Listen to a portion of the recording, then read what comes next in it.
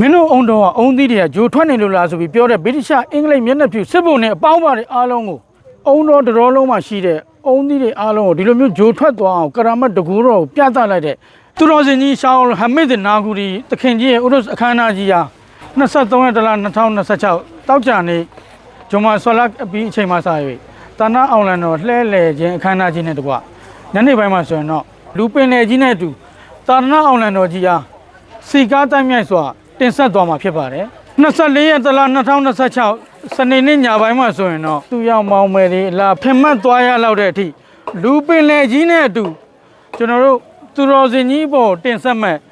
စန္ဒကြာတဲ့လှဲလေတင်ဆက်သွားမှာဖြစ်ပါကြောင်းဤအစီအစဉ်များအားလုံးဟာကျွန်တော်များရှားလီကာသရီတတိက channel Facebook page နဲ့ TikTok YouTube channel တို့မှာထုတ်လွှင့်တင်ဆက်ပြသပေးသွားမည်ဖြစ်ပါကြောင်းမိဘပြည်သူများအသိပေးအပ်ပါတယ်ခင်ဗျာအစ္စလာမုအလိုင်ကွမ်